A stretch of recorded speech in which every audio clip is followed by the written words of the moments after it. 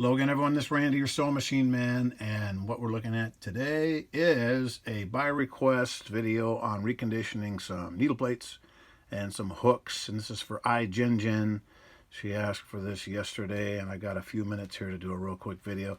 Now, I've done a video earlier on doing needle plates. I didn't do one on doing hooks, but I do needle plates a lot because almost every machine I work on, with very few exceptions, has a dinged up needle plate.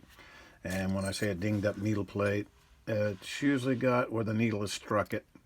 Usually it's on the back. That's from pulling the fabric, and the needle flexes into it. Every now and then it's on the front, and that usually means that something is holding up the thread and jerking the needle forward, or someone's reversing on heavy fabric. But when you got something like this, you get out your diamond encrusted needle file that you can get at Harbor Freight. And you see that little guy right there, that nick's going to cause some problems. So you hold it at about a 45-degree angle away from you. And this is a needle plate out of a Singer 750 touch and sew. And these are very hard. These are hard to bend. And sometimes if you don't have the strength to do this, you might want to put it in a vise, but you have to have it at an angle.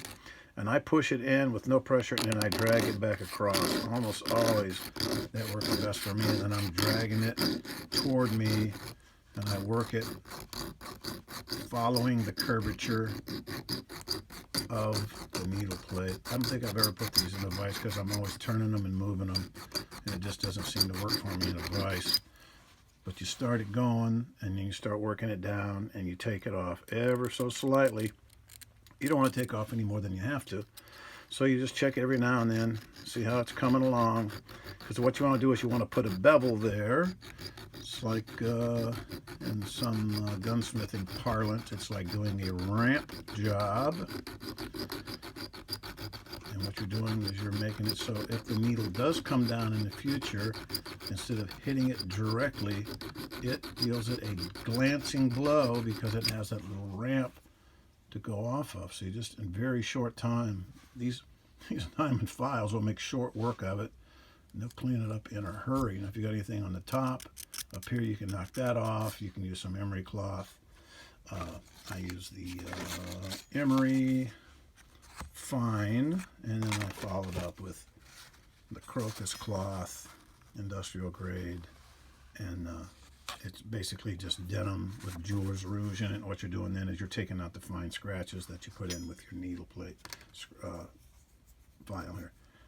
So what you're doing is just polishing it up, just making it nice and pretty. So that's basically, depending on how deep your grooves are, if you got them on the front, you got them on the back, you're just beveling that off. And I always repeat, get your diamond file. I like the flat one.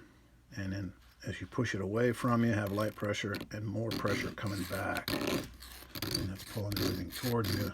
And you're not as apt to stick this into your finger. And I've done it a few times. Not the most fun you're going to have. So that takes care of the needle plate issue. That's pretty straightforward. Now, the hooks that you work on a lot are going to be 15 class hooks. 15 class hooks. You can see that guy there. He's banged up pretty good. In this area here, he's got a lot of scratches on him. That's from the needle hitting it, sewing on something heavy. And if you can feel it with your nail, that's just huge. And you can polish that out with your file first. You know, hit it with your file first. You don't want to take off a lot. And I don't do this on like a Dremel or anything. I'll do it on a jeweler's wheel. But if they're real deep, you got to take those out with the file. And you got to get it smooth with the file. And you got to come back and hit it with this thing. And when I say hit it with this thing, I'm talking about going like this. And I'm in the field and I don't have my jeweler's wheel. I'll do this. Then I'll get it pretty close. And then I'll take my crocus cloth. And then I'll take the fine little scratches and little deals out of it that way. But when I get done with it, it will look like this. It'll have a nice sharp point. It'll have a pinpoint on the end. It'll be able to pierce the skin. It'll be a pinpoint. And there'll be absolutely no places where you could feel any kind of a snag. If you feel any roughness at all, it's going to jam and lock it up, and your head will explode. And you'll go, what the heck? And you have to get out your jeweler's loop. And I keep one of these handy everywhere in all my toolboxes, everywhere I go, because the jeweler's loop will find that tiny little bitty imperfection that maybe your nail's not turning up, and you'll find it, and you can polish it out and inspect it, and away you go. Now the other place that you're going to have very common needle hits, and this is the one that's the tough one, right inside here, right there. Because see, the needle goes down between here when you're sewing. It comes down here, right there, and it'll hit that. If the needle is flexible, it's in the fabric. See, it's got a pretty good little chunk right there. Get my jeweler's loop on. Yeah, you can see that chunk right there. Where it's got a notch. You can actually feel it with your, when it's that big, that thread is really going to hang on it. So you have to get your file, and you have to work not only, drop this, not only work inside here on this whole surface. There can't even be the slightest little ding on the inside here. All the way up and down there, you got to check that with the jeweler's loop or feel it, whatever you can do. You have to get all of those off, absolutely smooth as they can be. You got to get all of that off so there's nothing there at all. And then you come back with your emery. Smooth. And you come back with your crocus. Always finish it up with your crocus and polish it so it's always got a mirror edge on it. And then when you get done, again, it looks like, that's not it. When you get done, it looks like it's supposed to. It'll absolutely be a mirror finish. And if it's not a mirror finish, you got more work to do, either with your crocus cloth or your emery or your file. And if you get a low speed grinder, put a jeweler's wheel on there, and you can really make it buff up. That's a 15 class hook. Now, if you have like a Singer Apollo type of a hook, like this guy, they have an absolute needle point on those as well. It's got comes out to a nice little point there. It's straight across, but it's got a very sharp blade point. That's for locking your stitch. And a lot of times this will be bent on the end. It'll be bent off.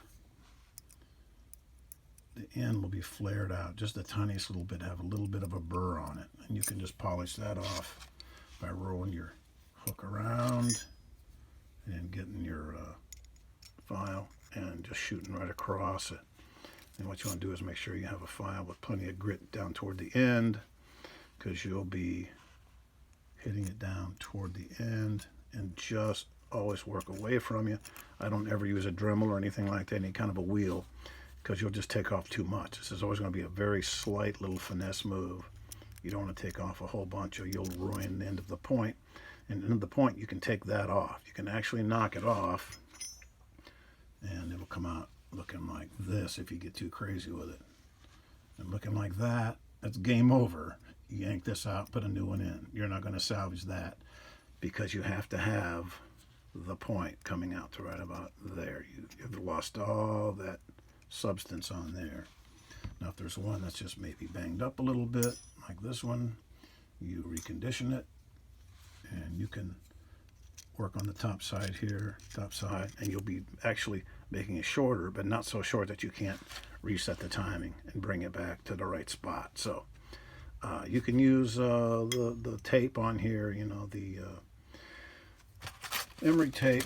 You just be real careful, because that stuff will absolutely take away the metal. It'll actually work on it, and you can look up and you go, oh my gosh, I took off too much. You want to just be real careful with it. Make sure it's nice and smooth.